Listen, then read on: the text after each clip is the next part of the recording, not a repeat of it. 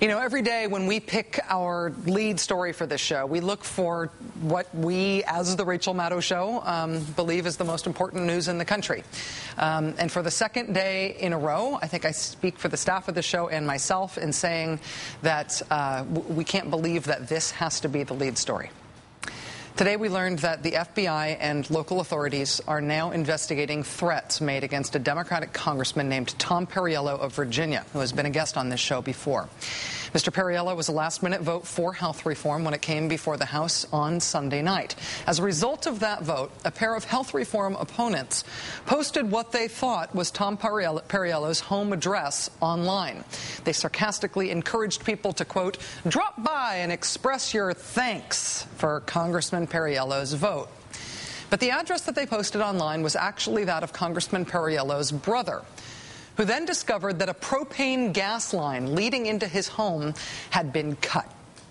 When one of the bloggers who posted that wrong address online was informed that the address he'd posted was for the congressman's brother and not the congressman himself, the blogger responded by saying, quote, do you mean I posted his brother's address on my Facebook?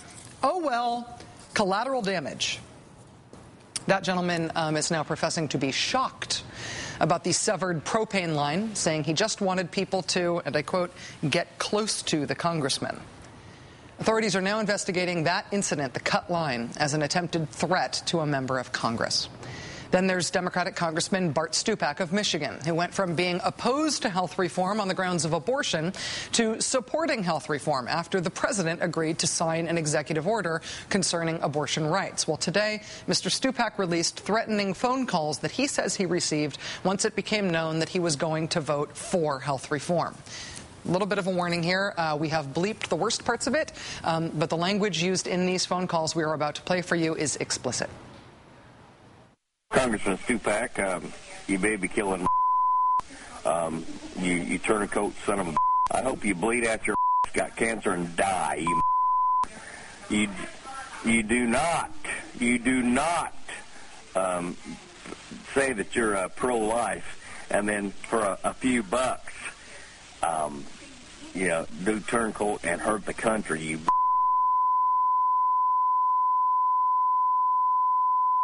I hope you die. You are a bastard and a baby killer. You will rue the day you did this, Mr. Stupak. You are a disgusting man, and I hope you're haunted the rest of your living days, because you won't be a congressman much longer.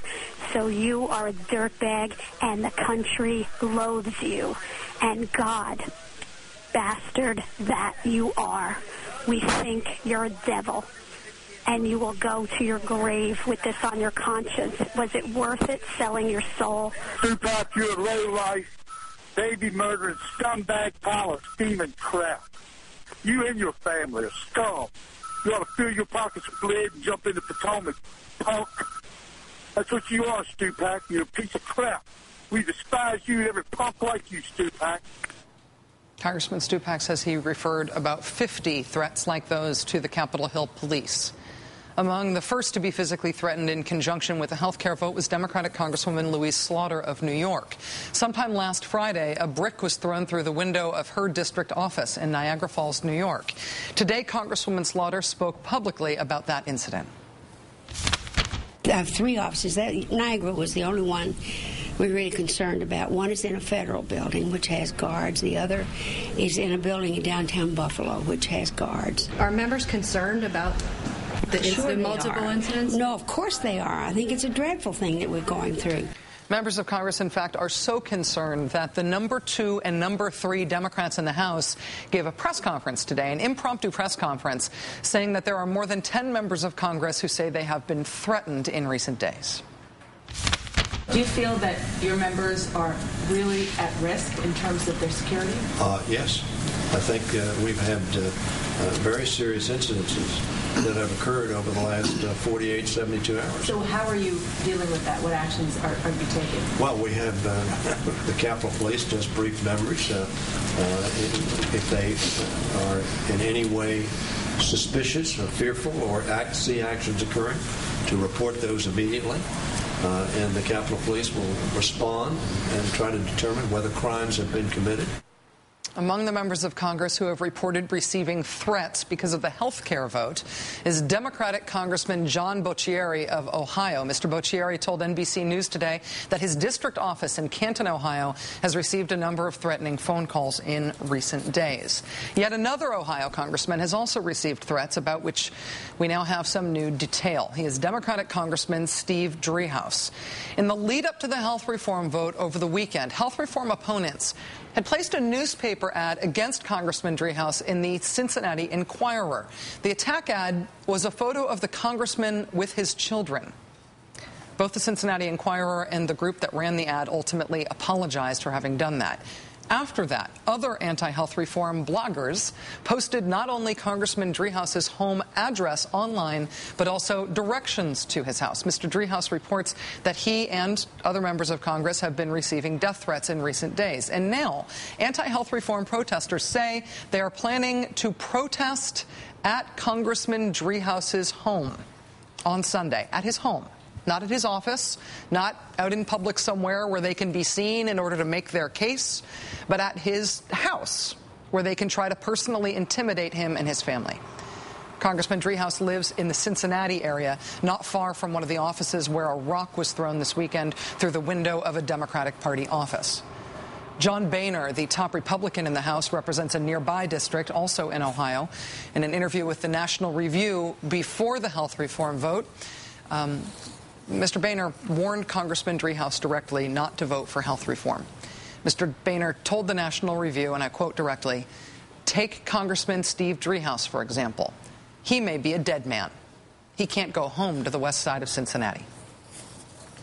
Joining us now is Democratic Congressman Steve Drieuhaus of Ohio. Congressman Drieuhaus, thank you very much for coming on the show tonight. I appreciate your time. Sure. Thanks, Rachel. Nice to be here. It is not possible for me to believe that Minority Leader John Boehner meant that comment about you as anything other than a metaphor. It's not possible for me to believe that. But I have to ask if you have raised the issue with him about the way that language he used to talk about you. I did. I approached Congressman Boehner on the floor yesterday. Like you say, he said, you know, he didn't mean it that way. I told him I didn't take it that way. However, it's not really what he meant or how I take it. It's how some crazy person in Cincinnati or a crazy person in Indiana or Kentucky might take it and might act upon it.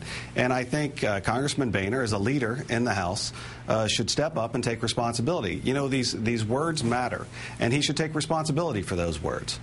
You made some broader comments today, not just about the threats that you received, but about the relationship between threats like those and the rhetoric that's being used in politics broadly right now. What do you think that relationship is? Do you think that it's possible that a climate is being created by political rhetoric that's just making threats like these more likely and more threatening?